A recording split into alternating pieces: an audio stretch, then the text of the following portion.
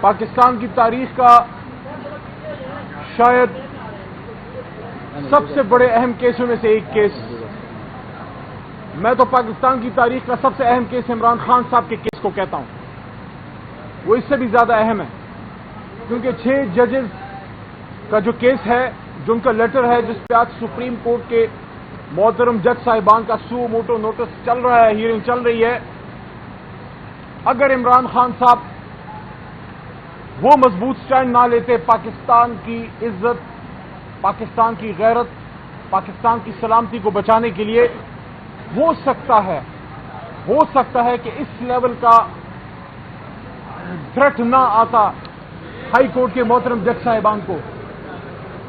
تو عمران خان صاحب کا کیس پاکستان کی تاریخ کا سب سے بڑا کیس ہے بھٹو صاحب کے کیس کے بعد، لیکن یہ کیس بھی بہت اہم ہے کیونکہ اس کیس سے فیصلہ کرنا ہے کہ ہم نے جناح کے پاکستان میں آئندہ رہنا ہے یا ہم نے ایک جنگل میں رہنا ہے، ایک ایسے جنگل میں جہاں بس ایک بادشاہ ہوگا اور جو مرضی ہو وہ کرو، جس کی لاٹھی اس کی بھینس، یا پھر ہم اس آدمی کے پاکستان میں رہیں جس نے اس قلم کی طاقت سے پاکستان بنایا تھا۔ میرا اشارہ بابائے قوم محمد علی جناح صاحب کی طرف ہے، جو خود ایک بیرسٹر، خود ایک وکیل تھے، خود ایک قانون دان تھے، کانسٹیٹیوشنلسٹ تھے۔ میرے دوستو، 6 ججز کا یہ لیٹر، یہ ہمارے معاشرے کا، ہمارے ملک کے نظام کے چلنے کا اور ہماری اخلاقی اور ہماری معاشرتی پستیوں کی داستان ہے اور ایک پوسٹ مارٹم ہے کہ وہ ملک جو بنا آئین کی بالادستی کے لیے، انصاف کے لیے، اور وہ امت، اور میں امید رکھتا ہوں کہ آپ کی توجہ میرے ساتھ ہے، وہ امت جس کے دامن میں امیر المومنین حضرت عمر فاروق رضی اللہ تعالیٰ عنہ کا وہ عظیم فعل ہے کہ جب وہ قاضی قضات کی عدالت میں پیش ہوئے اور کھڑے ہوئے، اتنی عظیم ہستیاں جنہوں نے عزت کا معیار دیا اور بتایا کہ آپ نے چاہے جتنا بھی اختلاف ہو، ایک جج کا، ایک قاضی کا کتنا احترام ہے، لیکن افسوس کی بات ہے کہ جنہوں نے اس ملک میں انصاف دینا تھا ان کے ساتھ کیا ہوا؟ وہ مجبور ہوئے کہ اپنی گھر کی بات عوام کی عدالت میں لے کے آئیں۔ اصل میں تو یہ جو 6 ججز کا لیٹر سپریم جوڈیشل کونسل کو لکھا گیا تھا، اصل میں تو یہ عوام کی عدالت میں آیا ہے، کیونکہ اگر اندرونی طور پہ یہ حل ہوتا تو ہو جاتا۔ عوام کی عدالت میں جب آیا تو پھر اس کے بعد سپریم کورٹ آف پاکستان نے جب سو موٹو نوٹس لیا تو پوری قوم کے کان کھڑے ہو گئے کہ یہ ہو کیا رہا ہے۔ جہاں ہم انصاف لینے جاتے ہیں تو انصاف دینے والوں کی یہ حالت ہے کہ آج ان کو انصاف چاہیے۔ پہلی بات، پاکستان تحریک انصاف بطور جماعت اور ہم سب بطور سیاسی کارکن اور وکیل، ہر وہ پاکستانی جو پاکستان میں انصاف کی بالادستی پہ یقین رکھتا ہے، میں اپنی سپریم کورٹ کو اور اس کے محترم جج صاحبان کو اور چیف جسٹس صاحب کو یہ یقین دلانا چاہتا ہوں کہ آپ مضبوط فیصلہ کیجئے، ہم سب آپ کے ساتھ ہیں۔ بالکل، ملک، ریاست، پہلے اس بات کی اصلاح ہو جائے، ریاست کو ادارہ نہیں، ہم سب ریاست ہیں۔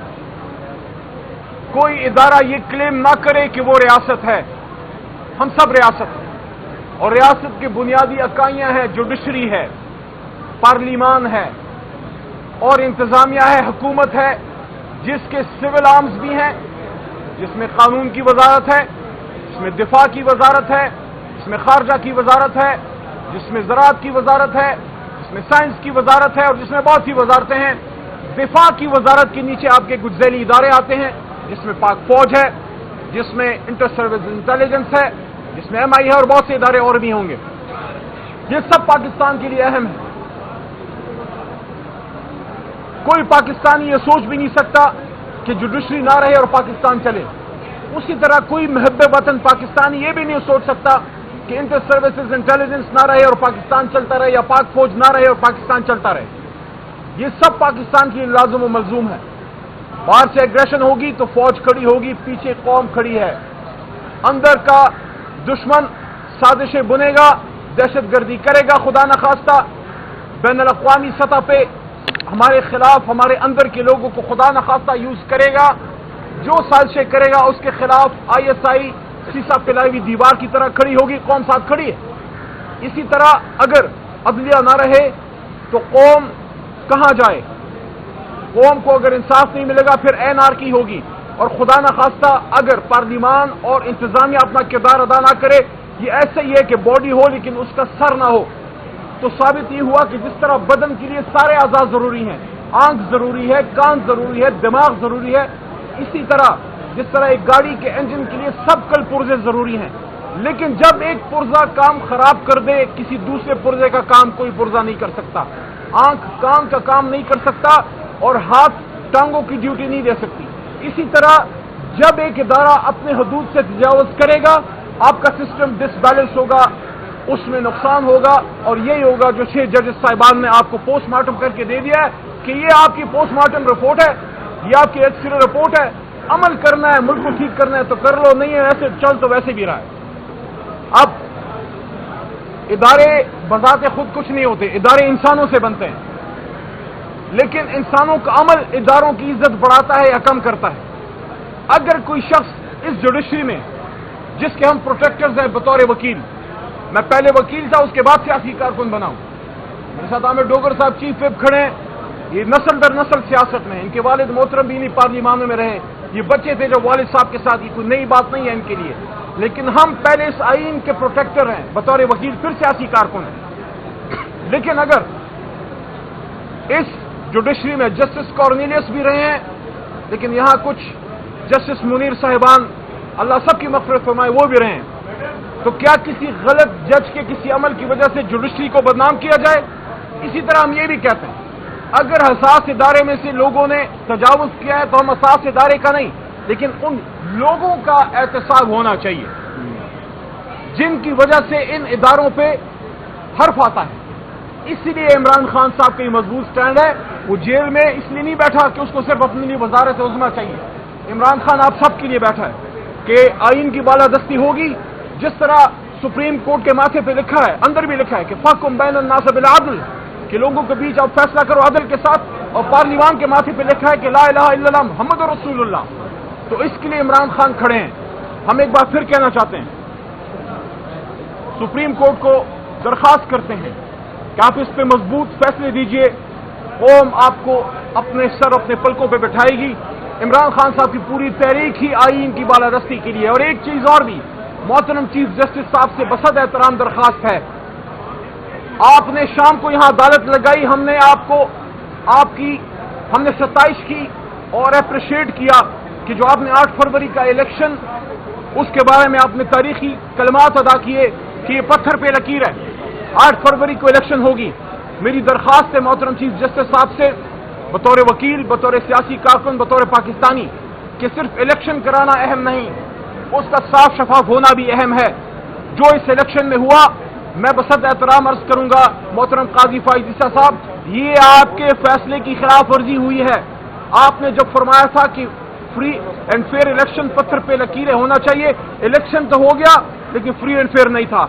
یہ آپ کی آئینی ذمہ داری بنتی ہے محترم قاضی فائز عیسیٰ صاحب، کیونکہ آپ کی ریپوٹیشن ہے کہ آپ مضبوط فیصلے کرتے ہیں اور آپ سٹینڈ لیتے ہیں. تو اب وقت ہے سٹینڈ لینے کا.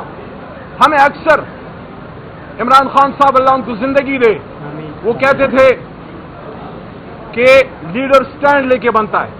تو زندگی کے ہر شعبے میں میں قاضی فائز کے سامنے یہ عرض رکھنا چاہتا ہوں کہ آپ سو موٹو نوٹس لیجئے. آپ اس الیکشن پہ سو موٹو نوٹس لیجئے. میں اپنی پارٹی کی قیادت سے بھی درخواست کروں گا اور میں نے یہ مدعا رکھا ہے اور آج ہماری کور کمیٹی کی میٹنگ میں میں دوبارہ یہ مدعا رکھوں گا کہ پارٹی 184(3) میں یہاں آئے اور سپریم کورٹ کو درخواست کرے. اور ہم کریں گے انشاءاللہ کہ سپریم کورٹ اس الیکشن پہ سو موٹو نوٹس لے کے اسی طرح جس طرح 2014 میں 4 حلقوں پہ جوڈیشل کمیشن بنا تھا، کیونکہ سپریم کورٹ एडजुडिकेटिव फोरम भी है और इंक्विजिटोरियल भी है। तो जिस तरह आपने आज से 10 साल पहले एक जुडिशल कमीशन बनाया और उसने इन्वेस्टिगेट किया उस इलेक्शन को, जहां बात सिर्फ 4 हलकों की थी, यहां बात 250 हलकों की है और यहां बात सुप्रीम कोर्ट के फैसले के खिलाफ जाने की है। क्योंकि मेरी बात आईनी होगी, मेरी बात गैर जज्बाती है, मेरी बात बहुत समझबूझ से अपनी तरफ से ये बात कर रहा हूं कि आर्टिकल 190 के तहत, उम्मीद आपकी तवज्जो अब भी मेरे साथ होगी, 1 मिनट और, आर्टिकल 190 के तहत और आइन की बुनियादी शिकों के तहत पाकिस्तान का हर इदारा, चाहे वो सिविल आर्म फोर्सेज हो, आर्म फोर्सेज हो, हसास इदारा हो, सिविलियन गवर्नमेंट हो, कोई भी इदारा हो, सुप्रीम कोर्ट के फैसले की सपोर्ट में उसके पीछे खड़े होंगे। जब सुप्रीम कोर्ट ने आजाद शफाफ इलेक्शन का हुक्म दिया, किस कानून के तहत, किस आइन के तहत उस फैसले को एग्जॉस्ट नहीं होने दिया गया, लेटर एंड स्पिरिट में इंप्लीमेंट नहीं होने दिया गया। जब कमिश्नर रावलपिंडी ने वो बातें की, क्या वो अपने आप से बोल रहा था? जब लोगों के हाथों से कागजात छीने गए, वो किस कानून के तहत? जब लोगों को अगवा किया गया, वो किस कानून के तहत? मेरी जमात का opposition leader Umar Ayub campaign नहीं कर सका, मर्दान के मेरे लीडर आसिफ खान साहब कैंपेन नहीं कर सके, मेरे दाएं तरफ आमिर डोगर साहब हैं, इनसे पूछिए कितने महीने कैंपेन की, आखिरी हफ्ता एक निकले होंगे। मैं हमेशा महीना एक कैंपेन करता था, सिर्फ 14-15 दिन में निकल सका अपने मर्दान में। मेरा सवाल है कि हम तो फिर भी निकले, बहुत से लोग निकल ही नहीं सके। जो लोगों की चादर चार दीवारी का तकद्दुस पामाल किया गया, आज भी खवातीन अली हमजा साहिबा जैसी और डॉक्टर यास्मीन राशिद 85 साल खातून, जो फख्र है हमारी ना सिर्फ पीटीआई का बल्कि लाहौर और पूरे पाकिस्तान का, उन जैसे लोगों को जब इलेक्शन में हिस्सा ही नहीं लेने दिया गया, जब उनके कैंप्स ही नहीं लगने दिए गए। तहरीक इंसाफ का आज भी लाहौर में, पंजाब में कोई ऑफिस वर्किंग प्रॉपर नहीं है। तहरीक इंसाफ जो मुल्क की सबसे बड़ी जमात है, चीफ जस्टिस साहब, हमें ऑफिस नहीं खोलने दिया जा रहा, हम जलसा नहीं कर सकते, हम पीसफुल प्रोटेस्ट नहीं कर सकते। तो ये किसने आपके फैसले की खिलाफ वर्जी की है? इसलिए दरखास्त है आप सुओ मोटो नोटिस लें। ये पाकिस्तान की तारीख का सबसे अहम इलेक्शन था जिस पर डाका डाला गया है, आइन की खिलाफ वर्जी की गई है, क्योंकि सिर्फ इलेक्शन कराना अहम नहीं है, फ्री एंड फेयर इलेक्शन कराना अहम है। और आखिरी बात, हुकूमत की तरफ से मुज़ाकरात की बात हो रही है, हम जमहूरी लोग हैं, आमिर भाई हमेशा पॉलिटिक्स की बात करते हैं, सियासी इश्यूज पे इनकी बड़ी नजर है। हम सब चाहते हैं कि इन मसाइल का हल सियासी अंदाज में निकले। हम मुज़ाकरात सिर्फ सियासी फोर्सेस से करेंगे, ये क्लियर हो जाए। आइन के पैरामीटर के अंदर पार्लियामेंट में इंशाल्लाह अगर कोई मिसअंडरस्टैंडिंग एस्टैब्लिशमेंट से है वो दूर हो सकती है, लेकिन मुज़ाकरात सिर्फ और सिर्फ सियासी फोर्सेज आइन के अंदर है। लेकिन नुक्ता यह है कि आपने मुज़ाकरात सिर्फ वक्त पास करने के लिए और अपने आप को लेजिटिमेसी देने के लिए कराने हैं, या आपने मुज़ाकरात इसलिए करने हैं कि मुल्क के मसाइल का हल निकले। आखिरी बात, अगर हुकूमत मुज़ाकरात में संजीदा है तो पहले इमरान खान साहब को रिहा किया जाए, उनकी रिहाई के लिए बुनियादी और ठोस इक़दाम लिए जाएं, और साथ साथ बाकी असीरान की रिहाई और मैंडेट की वापसी का रोड मैप। अगर आप ये स्टेप्स लेते हैं तो हम ये समझेंगे कि जो ऑफर जरदारी साहब की तरफ से आई या राना सनाउल्लाह साहब की तरफ से आई या और नून लीग के या पीपल्स पार्टी के मोहतरम लीडरान की तरफ से आई है, वो सिर्फ ऑफर नहीं है, वो अमल के लिए है। क्योंकि बज़ाहिर तो ऐसा लग रहा है कि आप सिर्फ बात कर रहे हैं, उसके पीछे अमल नहीं है। और ये भी सवाल है कि जो मुज़ाकरात की ऑफर आप कर रहे हैं, क्या हुकूमत बाइख्तियार है अपने फैसले इंप्लीमेंट कराने में? और अगर आप मुज़ाकरात की बात कर रहे हैं तो माहौल तो बनाएं। मैं सिर्फ एक सियासी कारकुन या एमएनए नहीं, इमरान खान की जमात का, तहरीक इंसाफ का एक वकील भी हूं इन मोहतरम अदालतों का, हाई कोर्ट के लेवल तक। कल मुझे अपने लीडर से मिलने तक नहीं दिया गया, हम वकला बैठे रहे। अगर आप मुज़ाकरात चाहते हैं, मामलात को हल करना चाहते हैं, आपने इमरान खान साहब को, आखिरी बात, आपने इमरान खान साहब को ऐसे रखा हुआ है अडियाला में जैसे अडियाला ना हुआ गुंटनामो बे हो गया। क्या अडियाला पे आईने पाकिस्तान का अमल दरामद नहीं है? अगर आप चाहते हैं कि मुज़ाकरात कामयाब हो तो आपका अमल साबित करेगा, आपका गुफ्तार साबित करेगा कि आप कैसा कितना कोई फेवरेबल माहौल बनाते हैं। बहुत शुक्रिया। आमिर डोगर साहब, एक 2 मिनट बात है आप पास।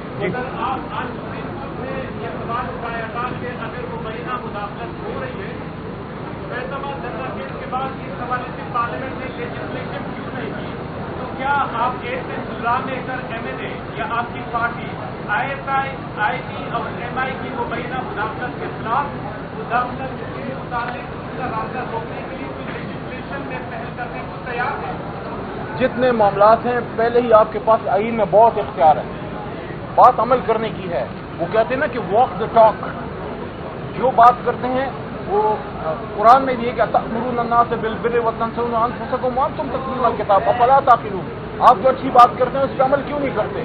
آپ تو قرآن پڑھتے ہیں، عقل سے کام کیوں نہیں لیتے؟